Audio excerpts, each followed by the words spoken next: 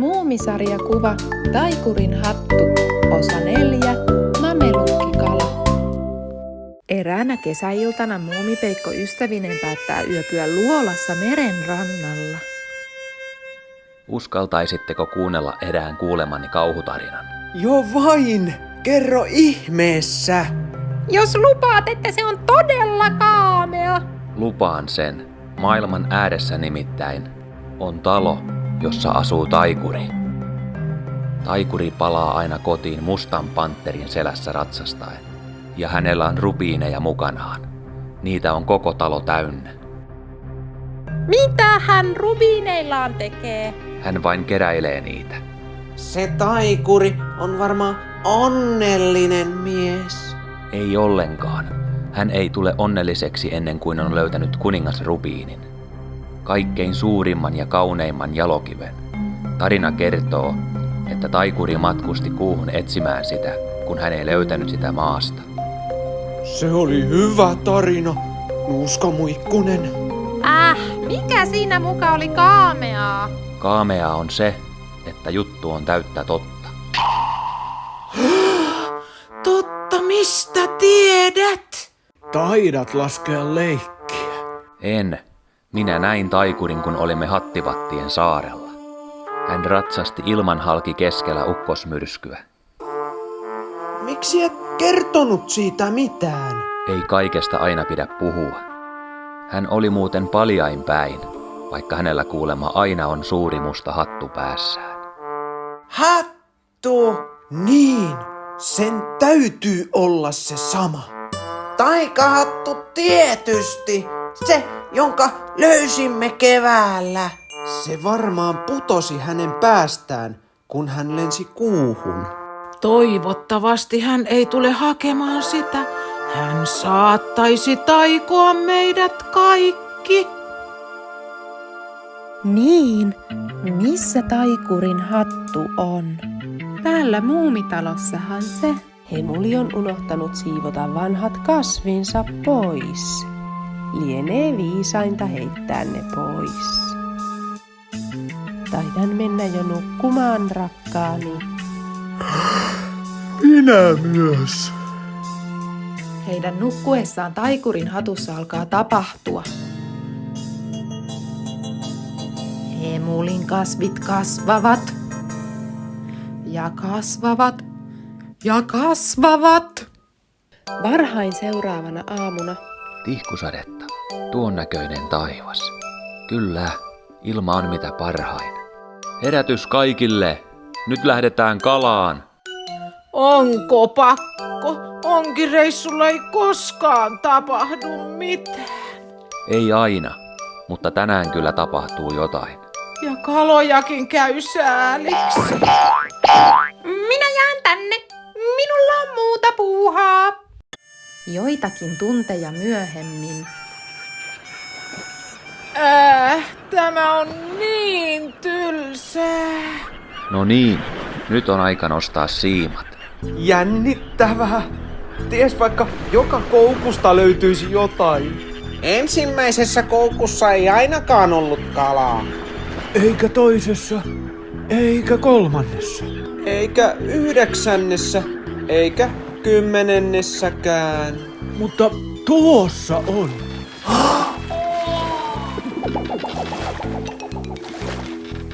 Syötit ovat kadonneet koukuista.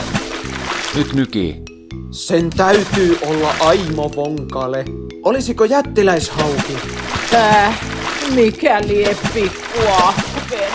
Tai simppu? Tai hai? Tai mamelukki? Auttakaa vetämään. Tässä on haavi!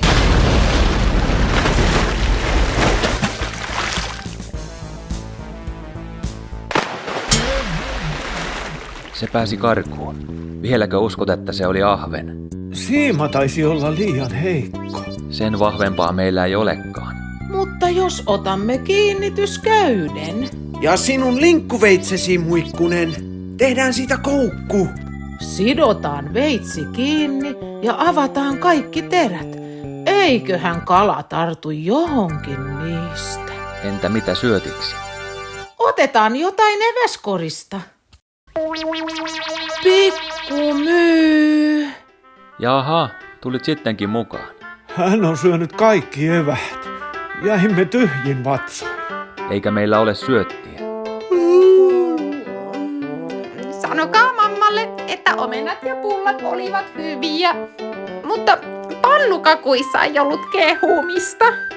Pannukakut saavat kelvata. Toivottavasti mamelukki on yhtä perso pannukakulle kuin minä. Kas, nyt taisi tärpätä.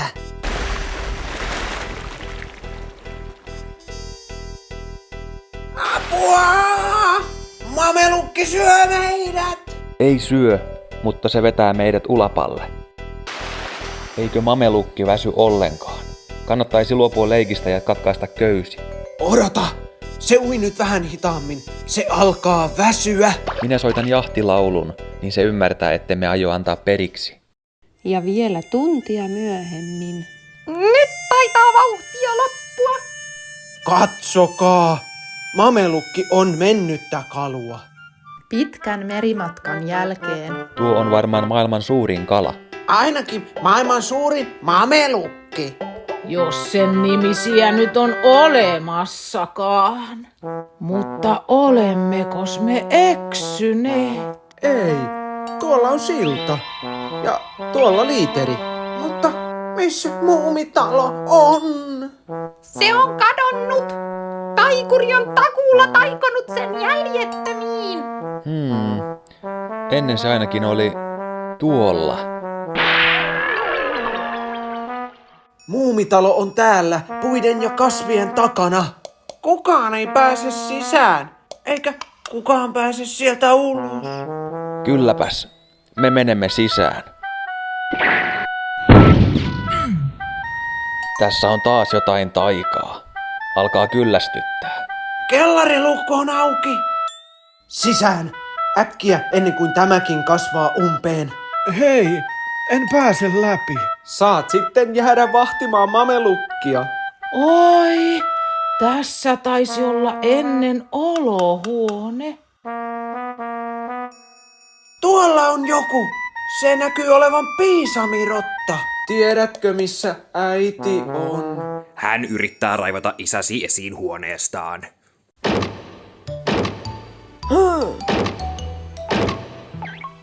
Kiitos rakkaani. Mitä te olette oikein puuhailleet? Hyvä, että tulit. Pelkäänpä, että olemme taas toheloineet taikahatun kanssa. Niin, mutta ei sitä joka päivä löydykään karhunvatukkapensaita vaatekaapista. Eikä joka päivä olekaan koko talo yhtä viidakkoa. Totta puhut. Tämähän on upeaa. Hei kahikki, käytetään tilaisuutta hyväksemme. Leikitään! Ai. Tietysti leikitään. Mitä sitten luulet meidän tekevän? Leikitään, että minä olen Tartsan, viidakon kuningas. Minä haluan olla Jane. Minä olen Tartsanin poika. Ja minä olen simpanssi Cheetah. Tartsan hungry. Se on englantia ja tarkoittaa, että hänellä on nälkä. Jättäkää päärynäni rauhaan. Voi, toivottavasti piisamien taivaassa on rauhallista. Tällainen meno vie minulta hengen. Päärynä tänne! Olen Tartsanin vihollinen!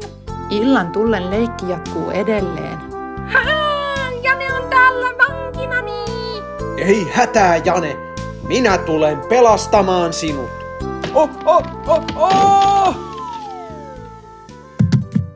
Oksa katkesi ja se on rutikuiva. Kaikki alkaa kuihtua. Taika on murtunut. Huomaatteko, eikö täällä haise palaneelta? Tosiaan. Apua! Tuli on irti! Rauhoitu. Emuli on vain tehnyt tulen. Voi, unohdimme hänet kokonaan. Ei vaan, hämärän tultua kaikki alkoi kuihtua, joten kokosin risuista nuotin. Maamelukin grillaamista varten. Voi ei. En ehtinyt lainkaan punnita sitä. Hemulin idea on hieno. Kerätään puut nuotioon ja grillataan jättikala. Pidetään juhlat. Siitä tulikin iso kokko ja isot juhlat ja iso riita siitä, kuinka paljon mamelukki loppujen lopuksi painoi.